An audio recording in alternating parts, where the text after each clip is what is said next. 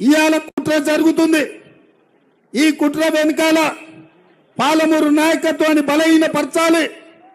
పాలమూరులోనే ఓడిస్తే ఇంట్లో గెలవనోడు రచ్చ గెలుస్తాడా అని ఊరంతా రాద్ధాంతం చేయాలని ఇవాళ బీఆర్ఎస్ వాళ్ళు బీజేపీకి అమ్ముడు పోయి బీజేపీని గెలిపించాలనుకుంటున్నారు. నాయకులు అమ్ముడు పోయినా బీఆర్ఎస్ కార్యకర్తలు నేను విజ్ఞప్తి చేస్తున్నా, మీ శ్రమను బీజేపీ కాళ్ళకాడ తాకట్టు పెట్టి బిడ్డ బెయిల్ కోసం చంద్రశేఖరరావు కుమ్ముక్కైతున్నాడు. మీరు ఆలోచన చెయ్యండి. మీకు మాకు సరిపోకపోవచ్చు, మొన్నటి ఎన్నికల్లో మేము నిన్ను ఓడగొట్టి ఉండొచ్చు, మీకు మా మీద కోపం ఉండొచ్చు, కానీ మా మీద కోపంతో వాళ్ళెంబడి పోయిండ్రంటే పెన్న మీద నుంచి పొయ్యిల పడ్డట్టు అవుతుంది. ఆ తర్వాత కాటికి పోతారు. రేపు సర్పంచులు, ఎంపీటీసీలు, ఎంపీపీలు, జడ్పీటీసీల మీ ఊర్లలో మీకు ఉండనే ఉండదు. మీ దుకాణమే బంద్ అవుతుంది. ఇవాళ చంద్రశేఖరరావు బిడ్డ బెయిల్ కోసం మిమ్మల్ని తాకట్టు పెడుతున్నాడు. మీరు ఆలోచన చేసుకోండి. అదేవిధంగా మిత్రులారా, నేను ఒక్కటే మాట అడగదలుచుకున్నా. మన ప్రాజెక్టులు పూర్తి చేసుకోవాలంటే రాష్ట్రంలో ప్రశాంతమైన వాతావరణం ఉండాలి. ఒకనాడు మీరందరూ ఆలోచన చేయండి. ఇంటికి పోయినాక మీ నాయననో లేకపోతే నాయనమ్మనో తాతనో అడగండి. ఒకనాడు హైదరాబాద్ నుంచి మన షాద్నగర్ రావాలన్నా, కల్వకుర్తి పోవాలన్నా, పురాతన పట్టణం నుంచి రావాలంటే అక్కడ మనుషుల మధ్యలో చిచ్చు పెట్టి, మతాల మధ్యలో కొట్లాట పెట్టి, కత్తులతో పొడుచుకుంటుంటే, రక్తం చిందుతుంటే మన భూములు 10,000 కూడా ఎకరం ఎవరు అడగలే. కానీ 94 నుంచి 2014 వరకు 20 ఏళ్లు మనం కష్టపడి ఆనాడు డాక్టర్ వైఎస్ రాజశేఖర రెడ్డి గారి నేతృత్వంలో కాంగ్రెస్ ప్రభుత్వంలో ఔటర్ రింగ్ రోడ్డు, అంతర్జాతీయ ఎయిర్పోర్టు, ఐటీ కంపెనీలు, ఫార్మా కంపెనీలు, హార్డ్వేర్ పార్కులు ఈ ప్రాంతానికి తెస్తే ఇవాళ మన షాద్నగర్ లో భూములు 10 కోట్లు, 20 కోట్లు, 30 కోట్లకి ఎకరం పోతుంది. బుక్కెడు భూమికే కష్టపడే షాద్నగర్ ప్రాంతం ఆగర్భ శ్రీమంతుల ప్రాంతం అయింది. ఎందుకైంది?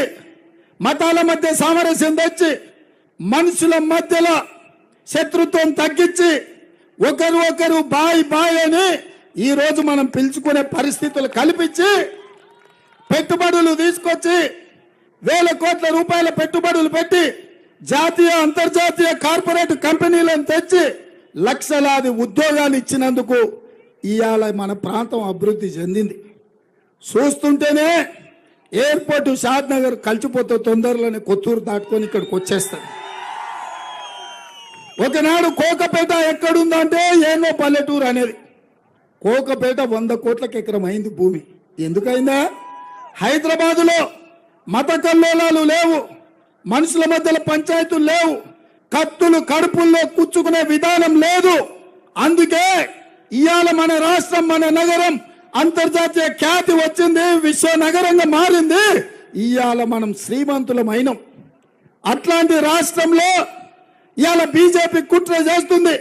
గుజరాత్ నుంచి వచ్చిన నాయకులు తెలంగాణ రాష్ట్రం అభివృద్ధి పదమై పోతుంటే, గుజరాత్ దాటుతుంటే కుట్రలు చేసి మత కల్లోలాలు సృష్టించి మనుషుల మధ్యలో విషం జమ్మించి ఇవాళ మన మధ్యలో పంచాయతీ పెడుతున్నారు. మాటకు ముందు శ్రీరామ నవమను, హనుమాను జయంతి అను అంటారు. నేను అడుగుతున్న మా అన్నదమ్ములను, అయ్యా మా తండ్రి తాత ముత్తాతలు శ్రీరామనవమి చేయలేదా? హనుమాన్ జయంతి చేయలేదా? పోసమ్మ, ఎల్లమ్మ, మైసమ్మకు కోడి కొయ్యలేదా? కళ్ళు కొయ్యలేదా? జాంగీర్ పీర్ల దర్గా పోలేదా? మనం కాదా చేసింది? ఊర్లలో పీర్ల పండుగ చేసింది మనం కాదా? అలా దుంకింది మనం కాదా? జాంగీర్ పీర్లకు మేకపోతుని ఇచ్చింది మనం కాదా? ఇంత మంచి వాతావరణంలో మనందరం కలిసి ఉండి మన రాష్ట్రాన్ని అభివృద్ధి చేసుకుంటే ఇవాళ పంచాయతీలు పెట్టాలని, చిచ్చు పెట్టాలని బీజేపీ వాళ్ళు ప్రయత్నం చేస్తున్నారు. ఇవాళ నేను ఒక మాట చెప్పదలుచుకున్న బీజేపీ నాయకులకు, ఇవాళ మీరు అనుకుంటున్నారేమో దేవుడి పేరు మీద పోలింగ్ బూతుల్లో బిచ్చం ఎత్తుకోవాలి, ఎన్నికల్లో గెలవాలి అని.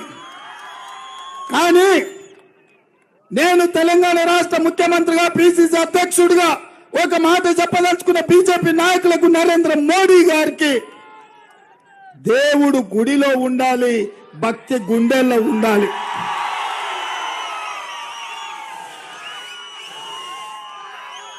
దేవుడు గుడిలో ఉండాలి, భక్తి గుండెల్లో ఉండాలి. వాడే అసలైన హిందువు, వాడే మత సామరస్యాన్ని కాపాడుతాడు, వాడే ఈ రాష్ట్రాన్ని అభివృద్ధి చేస్తాడు. దేవుడిని తీసుకొచ్చి షాద్నగర్ బస్టాండ్ లో స్తంభాలంలో పెట్టి బిచ్చం అడుక్కునేటోడు హిందువు ఎట్లయితాడయా? ఎట్లయితారు? అందుకే మిత్రులారా, ఇవాళ బీజేపీ కుట్ర చేస్తుంది, ఎట్లయినా గెలవాలని చూస్తుంది, ఈ రాష్ట్రంలో పాగా వేయాలని చూస్తుంది. నేను మీకు చెప్పదలుచుకున్నా, ఉత్తరప్రదేశ్ లో బీజేపీ అధికారంలో ఉంది.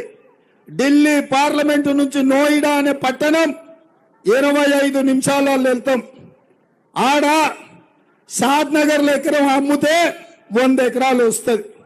ఢిల్లీ పక్కన అరగంట దూరంలో షాద్నగర్ లో ఎకరానికి ఆడ 100 ఎకరాలు వస్తుంది.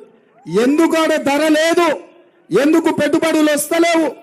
ఎందుకు పరిశ్రమలు ఉంటలేవు?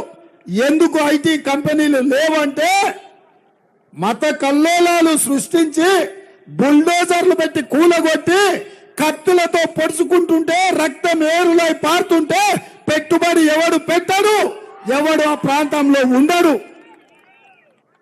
మరి ఉత్తరప్రదేశ్ లో బీజేపీ ఉండి, ఉత్తరప్రదేశ్ నుంచే ప్రధానమంత్రి నరేంద్ర మోడీ ఉండి, రాజ్నాథ్ సింగ్ రక్షణ శాఖ మంత్రి ఉండి, నిర్మలా సీతారామన్ ఆర్థిక మంత్రిగా ఉంటే ఉత్తరప్రదేశ్ నోయిడాలో దివాలా తీసింది.